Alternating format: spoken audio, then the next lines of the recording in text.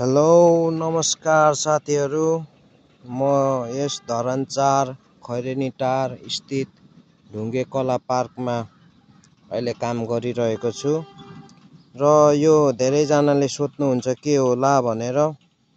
यो हजुरहरूलाई यसको विषयमा थोरै जानकारी गराउन चाहे मैले। यो देखिराख्नु भएको यो श्रीमान र श्रीमती एउटा परिवारको माया दर्शाइरहेछ यस ढुङ्गे कलाकृतिमा। यो हात देख्न सक्नुहुन्छ, यो हात हो। यो चाहिँ श्रीमान श्रीमतीको टाउको हो है। यसरी अङ्गालो मारेर बसिराख्नु भएको छ। अनि यतापट्टिबाट हेर्नुभयो भने यो जुन छ यो चाहिँ नवजात शिशु हो। यो हात हो। यो शिशुलाई लुगा ओढाइदिइराखेको हो र यो लुगा तान्दै गरेको हो। यो चाहिँ लुगा यसरी ओढिराखेको हो श्रीमान र श्रीमतीले, त्यस्तो खालको हो। र यो कला बनाउनु हुने हाम्रो कलाकार दाजु हुनुहुन्छ सुमन राई, केचना मोरङ। उहाँ मोरङ स्थित पत्री निवासी हुनुहुन्छ। र यो भनेको चाहिँ गौतम बुद्धको यो बनाउनु भएको छ। एकदमै सुन्दर छ ढुङ्गामा यसरी। र यतापट्टि यो भाग देखिराख्नु भएको यो भागहरू भनेको पछि सहयोग गर्ने दाताहरूको नाम लेख्नुको लागि यो यसरी बनाउनु तयारी हुँदै गरेको, बनिसकेको छैन, यो भर्खरै हो। र यो चाहिँ इमान सिम चेम्जोङको डायरी हो। यो धेरैजनाले आएर सोध्नुहुन्छ यो के हो, सिमेन्टेड हो कि प्लास्टर गर्नुभएको हो कि भन्नुहुन्छ। होइन, यो प्राकृतिक ढुङ्गा नेचुरलै हो। यो ढुङ्गा एकदमै चिल्लो छ, यसलाई काटेर चिल्लाएको हो। यो चाहिँ कलम बनाउनु भएको छ। यो बनाउने हाम्रो कलाकार दाजु हुनुहुन्छ जय राई। यो डायरी हो। पछि यसमा श्रीजङ्गा लिपिमा लेखिनेछ पुरै, र यसको शिलालेख मैले नै लेख्नु पर्नेछ। र आज यता अलिअलि अघि दिउँसो ज्याक ह्यामरले ढुङ्गा फुटाइयो। यहाँ ढुङ्गा कला पार्कको सबभन्दा ठुलो ढुङ्गा यही हो। यसरी हामीले ठाउँ ठाउँमा यसरी ज्याक ह्यामरले हानेर अलिअलि ठाउँहरू यो फुटाउनु पर्ने भएको। र यो मैले लेखेको कविता आज पुरापुरी रूपमा सकेको छु। सुवर्ण नेङमाङको डायरी। वाउ मेयरज्यू, वाउ धरानका जनता हामी कति भाग्यमानी। वाउ मेयरज्यू, वाउ दिनरात खोजी हिँड्छौ विकासको बिउ, बुद्ध विचार बोकेर हर्क साम्पाङ ज्यू। देशको लागि गहिरो सोच्दै भावुक हुँदै रुन्छौ, जनतालाई पानी खुवाउन जलधार खोजी हिँड्छौ। बाधा विरोध आउँदै गर्छ, आत्मविश्वास गर, हामी सबै तिम्रो साथमा ढुक्क भर पर।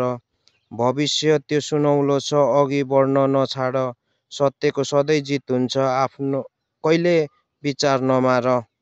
रात दिन खोजी हिँड्छौ विकासको बिउ, बुद्ध विचार बोकेर हर्क साम्पाङ ज्यू। वाउ मेयरज्यू, वाउ धरानका जनता हामी अति भाग्यमानी। र लेखक हुनुहुन्छ सुवर्ण नेङमाङ, धरान 10 रमाइलो चोक युके रग्बी। र आर्टिस्ट यो लेख्ने हुनुहुन्छ स्वयं म सन्जु राई। टेम्के समीक्षा शिलालेख, मोबाइल नम्बर 98 421 66 374। ल आज मैले सकेको काम यो हो। र यता पनि म हजुरहरूलाई देखाउन गइरहेको छु। र यो भनेको उहाँको नाम दिपेन्द्र चामलिङ राई हुनुहुन्छ। दिपेन यो यस स्थानमा बस्ती बसाउन उहाँको ठुलो भूमिका भएको कारणले गर्दा उहाँप्रति सम्मान स्वरूप समर्पित भएर यो मूर्ति बनाउनु भएको छ।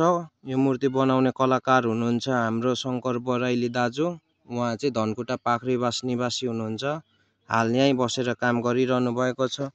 र यो स्थानहरू भनेको चाहिँ बाटो हो, यो घरहरू हो। उहाँहरूले बस्ती बसाउनु भएको भएर यो घरहरू यसरी राखिएको हो। र यतापट्टि भनेको हाम्रो नेपालका एकदमै चर्चित आँखाका डाक्टर सन्दिक रुइत हुनुहुन्छ। उहाँ आँखाको नानीमा डाक्टर सन्दिक रुइतको आकृति बनाउनु भएको छ। हाम्रो कलाकार दाजु शङ्कर बराइली उहाँले नै बनाउनु भएको हो। यो दुईटा भयो। यतापट्टि हेर्नुभयो भने आँखाको नानीमा डाक्टर सन्दीप रुइतले बिरामीको आँखा जाँचिराख्नु भएको छ टर्च लाइट बोकेर। मजाले हेर्नुभयो भने बिरामीको आँसु पनि छ, यसरी राख्नु भएको छ। र अर्को भनेको यो धरान 4 यो म्याक्स टिमद्वारा निर्मित हो।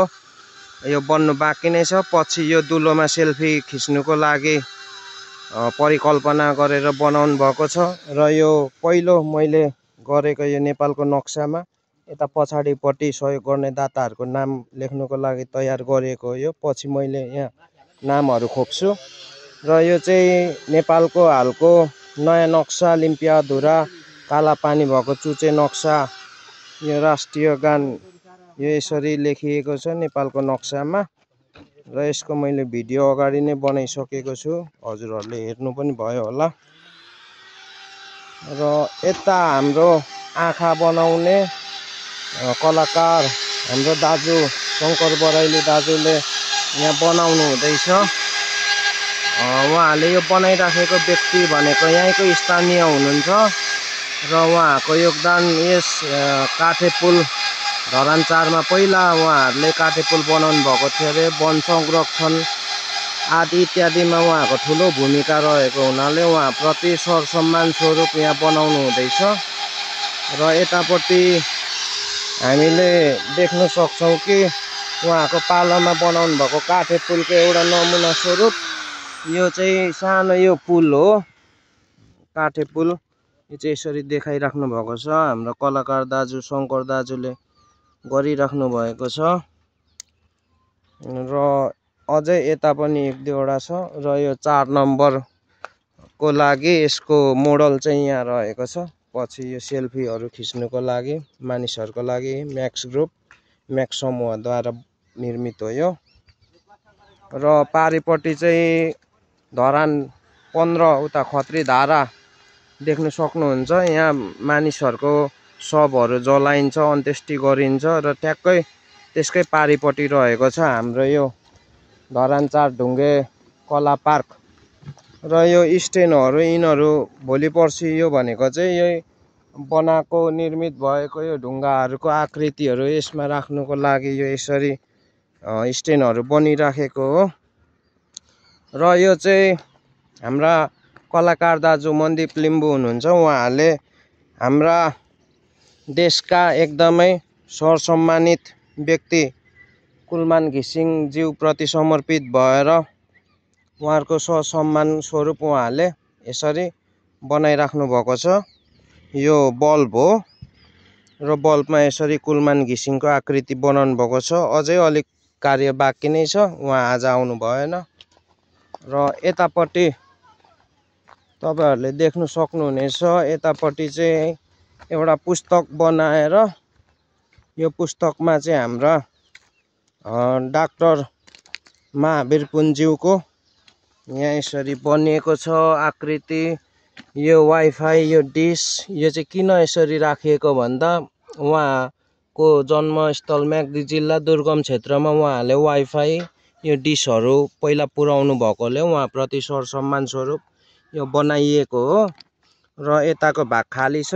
यतापट्टि पछि गएर अब उहाँको केही भनाइहरू उहाँको बारेमा केही 2-4 शब्द लेखिनेछ।